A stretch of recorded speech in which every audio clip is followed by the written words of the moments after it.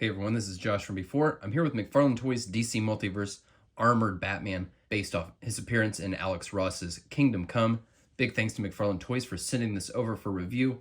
This guy is up for pre-order right now on McFarlaneToyStore.com, Entertainment Earth, Big Bad Toy Store, Amazon, all the usual spots. If you're hunting him down, current estimated release date is March. This guy will unfortunately not be featured in my upcoming DC Multiverse Batman ranking video because I have already recorded that, but it won't be posted until we reach 10,000 subscribers. Do me a favor, make sure you're subscribed so we can release that video as soon as possible. Now let's look at this Batman. Okay, first things first, right out of the box, he's really impressing me, and I wasn't expecting a lot just because I'm not a particular fan of Kingdom Come, and if you guys know me, you know that what I love about this Multiverse line is all the detailed sculpts with the texture and things like that. That's not exactly what this figure has to offer. But what he does have is a tremendous amount of presence, really nice, clean sculpt. Really does look just like the Alex Ross artwork. Just really fun, really cool, really clean looking.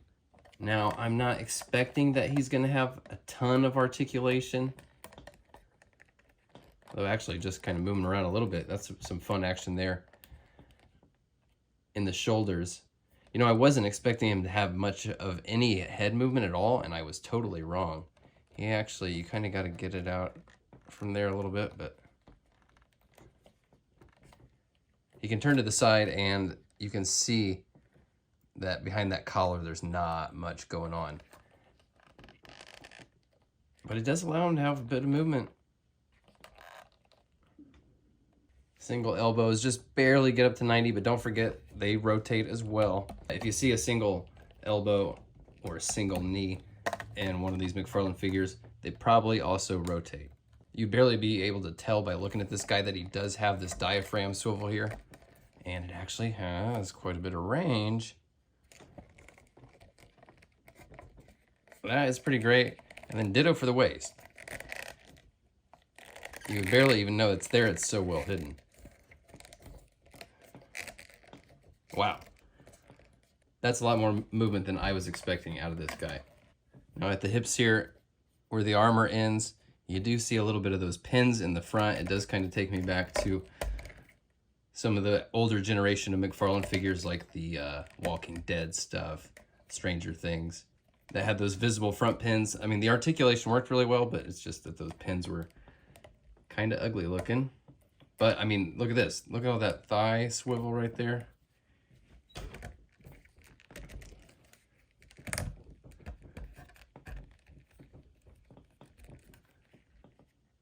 This guy is really surprising me by how much he moves. Now, we've got the wrong color pins up here, and it's the same color as these knees, and I think these should have just been this same gray, because when you put them right there, the that black behind the boot here, it keeps you from seeing that nice point, right? Ball joint's tucked up under this shin guard. He's got a lot of movement there. In the ankles, toes, of course. Okay, so this guy, I mean, he's scoring way higher in fun factor than I was anticipating. I really thought this guy just wasn't going to have a lot of movement about him. But this guy actually does move. Color me impressed. Compare him to some other figures here, and it's safe to say that he's got more presence than your average Bat or average Multiverse figure in general. That's worth noting because it looks like the price hike is upon us. It seems as if $22.99 is the new MSRP for the Multiverse line. I don't know for sure, but that's what it's looking like based on existing pre-orders for the next couple waves that are already out.